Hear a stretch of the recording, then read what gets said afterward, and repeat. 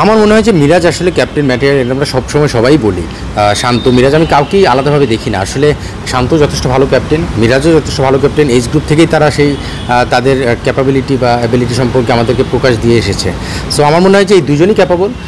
শান্ত হয়তো ইন্ডিভিজুয়াল পারফরমেন্সটা খুব ভালো হচ্ছিল, হয়তো দল হিসেবে রেজাল্টটা খুব একটা পাচ্ছিলাম না আমরা। ক্রিকেট বোর্ড হয়তো সেখান থেকে চিন্তা করেছে ঠিক আছে একটু পরিবর্তন করে দেখা যাক। সো সেখান থেকে আমার মনে হয় যে শান্ত যেভাবে পারফর্ম করেছে সেই পারফরমেন্সটাও কন্টিনিউ থাকবে এবং মিরাজ তো পারফর্ম করেই যাচ্ছে। সো দুজনের মিশ্রণে আমাদের মনে হয় যে বাংলাদেশ টিম খুব ভালো কিছু করবে এবং মিরাজের ক্যাপ্টেন্সি দেখার অপেক্ষায় আছি। আসলে মিরাজ খুব ভালো ক্যাপ্টেন, আমরা সবাই জানি। সো আশা করছি সেটা ভালোই করবে।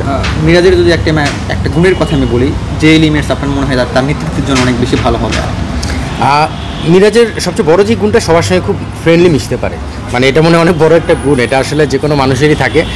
আমি আসলে বারবার মিরাজ শান্ত কথাটা এই জন্য আনছি, শান্তর কাছেও কিন্তু আমি দেখেছি সেই গুণটা রয়েছে।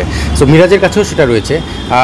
দুজন দুইভাবে ডিল করে, বাট মিরাজের যে মেশার ক্ষমতাটা সেটা সবচেয়ে বড় গুণ এবং একটা প্লেয়ারের কাছ থেকে বা একটা দলের কাছ থেকে পারফরমেন্স আদায় করার ক্ষেত্রে মনে হয় এই গুণটা খুব ইম্পর্ট্যান্ট, যেটা মিরাজের মধ্যে রয়েছে। সো আশা করছি সেই গুণটা সে দেখাবে এখানে বাংলাদেশ টিমের হয়ে যখন ক্যাপ্টেন্সি করছে। নিশ্চিতভাবেই তার গুণটাকে আমরা দেখতে পাবো এবং আউটকামটা রেজাল্টের মাধ্যমে সেটা প্রকাশ পাবো।